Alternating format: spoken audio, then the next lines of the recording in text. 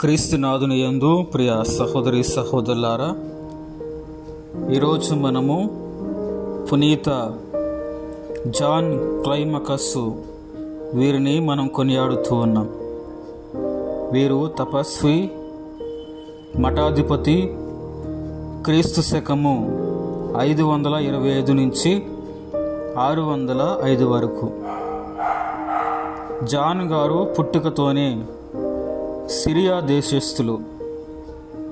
తోలా అడవిలోని సీనాయి పర్వతం దిగున ఉన్న ఒక గుహలో తపో జీవితాన్ని కొనసాగించిన ఋషి.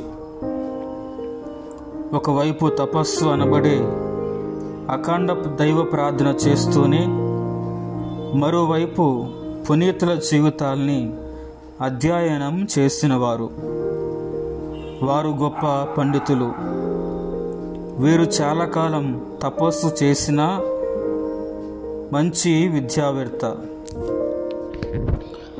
వారు 75 సంవత్సరాల ప్రాయమున్నప్పుడు సీనాయి పర్వతం వద్ద వివిధ గుహలలో మూలాలలో నివసించే మునులందరూ కలిసి ఒక మఠంగా ఏర్పడి జాన్ గారిని తమ అధిపతిగా ఎన్నుకున్నారు.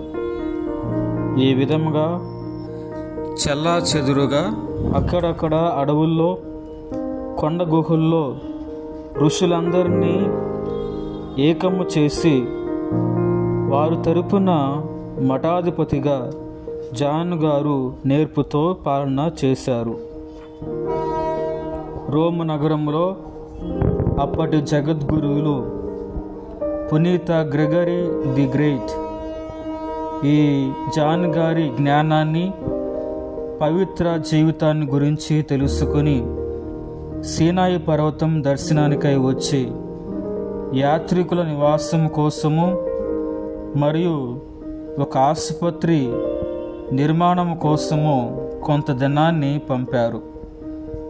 ఆ ధనాన్ని స్వీకరించి తమ కోసం, తమ ఆశయ సిద్ధి కోసం ప్రార్థించమని ఆ పాపుగారు జాన్ గారిని విజ్ఞప్తి చేశారు.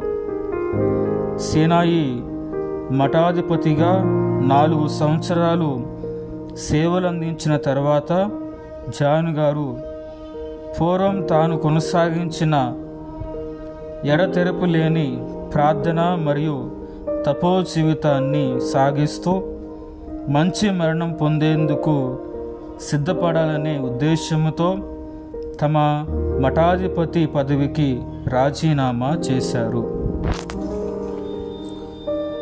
జాన్ గారు తమ జ్ఞాన సంపదతో పలు గ్రంథాలు రాశారు.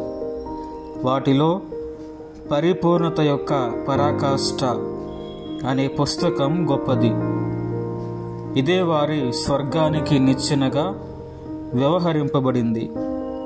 మఠవాసులు ఆధ్యాత్మికంగా సిద్ధపడటానికి 30 నిచ్చెన మెట్లు అని 30 అధ్యాయాల్ని జాను గారు క్రీస్తు ప్రభు బహిరంగ జీవితానికి ముందు గడిపిన 30 సంవత్సరాల కనబడిన జీవితమునకు పోల్చబడి ఎంతో చక్కగా వ్రాశారు.